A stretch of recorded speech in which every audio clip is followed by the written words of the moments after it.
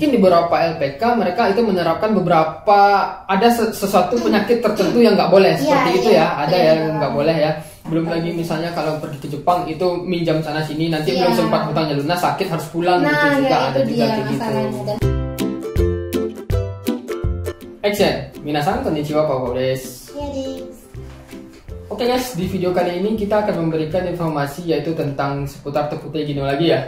Walaupun kemarin video sebelumnya itu apa ya, OTT ya, bukan tentang video Tokutei Gino. Tapi terima kasih buat teman-teman yang udah ngucapin selamat. Arigatou gozaimasu.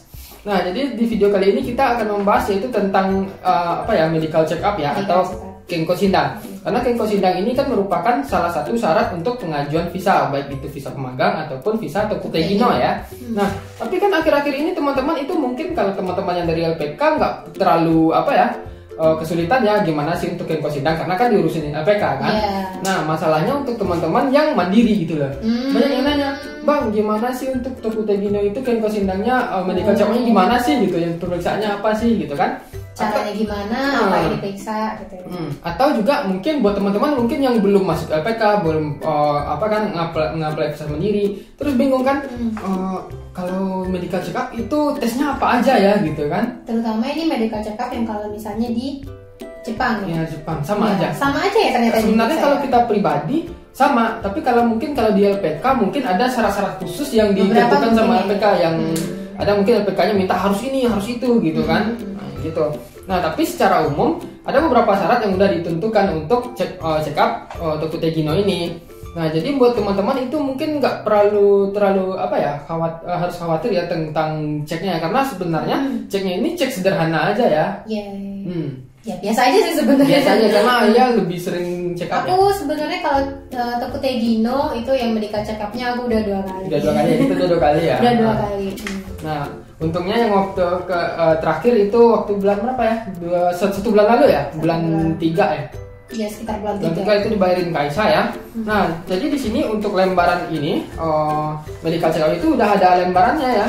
Dan di sini ada beberapa pemeriksaan yang harus ya, memang harus dilakukan seperti itu ya. Jadi kalau seandainya kita urutkan ya, mungkin ya kalau misalnya kita urutkan dari awal ya, pemeriksaannya itu ada pemeriksaan mata yang pasti tinggi dulu ya, tinggi sama badan ya, tinggi badan sama berat badan, terus lingkar pinggang, terus pemeriksaan mata gitu ya, telinga nanti kita pakai headphone gitu kan, pakai headphone pemeriksaan terus pemeriksaan jantung juga ya, detak jantung. Terus yang paling penting itu adalah pemeriksaan darah ya. Nah, itu yang paling penting. Karena di sini kita kayak kayak apa ya, kayak pemeriksaan tekanan darah, kadar gula, kadar lemak, hemoglobin, kolesterol, semacam itu ya. Ya, maksudnya itu penyakit bawaan kan biasanya bisa dideteksi dari darah gitu. Oh, entahkah dia sakit gula misalnya atau misalnya macem lah gitu kan, bisa dilihat dari darah. Terus juga ini urin juga harus diperiksa ya. Iya.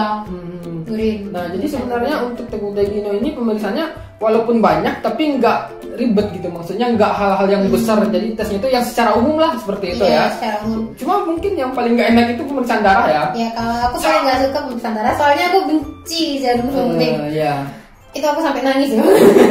Jadi sering periksa darah gitu. Cuman kalau misalnya pemeriksaan urin sih bagi cewek-cewek ya, biasanya harus bilang dulu kalau misalnya lagi dapat atau lagi haid, itu bilang dulu ke orangnya, soalnya kan ya kita tahu sendiri lah kalau cewek-cewek gitu kan. Jadi kalau misalnya sebelum periksa kita bilang, oh saya saat ini lagi ini tapi nggak apa-apa, saya melakukan pemeriksaan urin gitu. Oh lagi haid, mereka bakal ngerti, soalnya kan kalau misalnya ada kandungan darah dalam urin kan nanti ada apa gitu, kita ditanya. Makanya dikasih tahu dulu sebelum kita melakukan pemeriksaan. Dan itu ya juga untuk pemeriksaannya itu, kalau mungkin teman-teman yang ada di Indonesia ya mungkin lebih baik pemeriksanya itu ke rumah sakit yang besar ya, yang skalanya besar ya, jangan ke klinik, karena klinik mungkin standarnya masih belum berterima ya. Iya, satu lagi ada juga yang nggak terima dari klinik gitu ya. Satu lagi mungkin alat-alatnya juga nggak cukup mungkin gitu kan. Nah, jadi kalau buat teman-teman yang di Indonesia itu sebaiknya periksa di rumah sakit yang besar gitu, yang memang biasa menangani pasien-pasien yang dengan masalah besar gitu ya. Memang yang ada semuanya skala besar deh gitu. Yang ada semuanya gitu.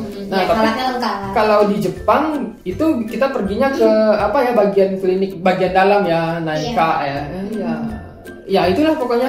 Jadi waktu itu aku kan pergi ke Koshindang itu 2 kali. Waktu itu pergi ke klinik yang dekat hotel waktu itu, dan itu memang kalau klinik biasa dia bisa melakukan semua kengkos sindang, tapi hasilnya itu makan waktu ya sehari setelahnya. Tapi kalau kita terakhir itu kengkos sindang, waktu kengkos sindang Kaisha di sini itu hasilnya langsung keluar. Itu canggih.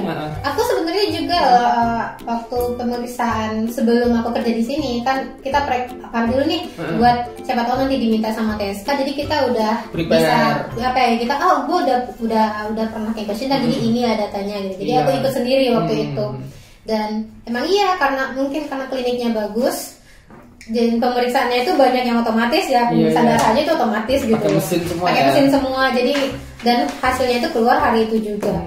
Ini pemeriksaan aku waktu masih di hotel, dan ini karena klinik ya, tapi kliniknya besar tapi belum pakai canggih gitu ya, belum canggih. Jadi hasilnya itu keluar sehari setelahnya. Kliniknya besar tapi masih skala kecil gitu. Nah, jadi kalau misalnya untuk tokopedia ini yang pasti ini pemeriksaan ini wajib ya, harus. Tapi kalau misalnya teman-teman itu pengen pemeriksaan tambahan bisa juga sih di request sebenarnya, tapi yang penting itu ini. Dan satu lagi, setelah mungkin teman-teman itu bekerja nanti di Kaisha itu ada pemeriksaan tahunan atau bulanan ya. Ada yang bulanan, ada yang tahunan ya. Kalau bulanan sih biasanya nggak terlalu berat ya, paling cuman tes urin sama tekanan darah aja. Tekanan darah sama mata. Apakah mata, telinga gitu. Soalnya kayak gimana ya, kadang mereka juga melihat berat badan kita loh, nambah kah atau nurun kah gitu. Kalau nurun itu bakal jadi pertanyaan bagi mereka. Kalau nambah sih mungkin nggak masalah gitu ya. Oh ya mungkin dia makan atau segala macem gitu. Dari BMI-nya juga dilihat. Kalau aku waktu itu signifikan, karena turunnya signifikan, makanya jadi pertanyaan apakah ada penyakit atau enggak. Jadi jaga kesehatan terus. Dan satu lagi ya, ini yang sangat penting sekali ya. Mungkin di beberapa LPK mereka itu menerapkan beberapa ada sesuatu penyakit tertentu yang nggak boleh seperti itu ya. Ada yang nggak boleh ya. Nah tapi ya sebenarnya ya, kalau kayak kita lihat ini ya, prinsip dari sini aja, kita lihat keyhole-nya dari sini, sebenarnya beberapa prinsip itu yang memang ditetapkan TSK nggak boleh, bukan TSK ya, LPK yang nggak boleh sama LPK itu sebenarnya kalau misalnya nggak ada di list ini ya nggak masalah sebenarnya, karena ada beberapa yang nanya itu yang punya riwayat penyakit TBC misalnya. Itu nah kalau biasanya ya ada beberapa LPK atau nggak usah penyakit TBC yang itu apa namanya, penyakit hati, hepatitis itu ada juga LPK yang nggak ngizinin. Nggak boleh gitu. Tetapi kan kalau misalnya teman-teman misalnya berangkat mandiri gitu kan, atau dari LPK tertentu, ada juga teman-teman itu yang berangkat yang udah punya riwayat penyakit TBC tapi juga tetap bisa berangkat ke Jepang gitu. Tergantung kalau misalnya LPK, ada LPK yang kibisi soal kengkos sindang, ada enggak gitu kan, tergantung. Tapi kalau seandainya teman-teman berangkatnya mandiri, kalau selagi ini oke aja, ini nggak masalah seperti itu. Sebenarnya sih intinya ya kesehatan itu baliknya ke kita lagi gitu loh ya, bukan karena lu sakit lu nggak boleh pergi, bukan itu sih sebenarnya, karena ya mungkin di sisi lain mereka juga mikirin kesehatan kita, siapa tahu nanti nyampe di Jepang ternyata tambah parah sakitnya atau gimana gitu. Jadi susah gitu. Jadi intinya sih balik ke kita lagi, kesehatan kan buat kita gitu. Jadi tetap jaga kesehatan. Belum lagi misalnya kalau pergi ke Jepang itu minjam sana sini, nanti belum sempat hutangnya lunas, sakit harus pulang gitu juga, ada juga kayak gitu. Dan satu lagi kesehatan di Jepang itu mahal. Iya, mahal sekali.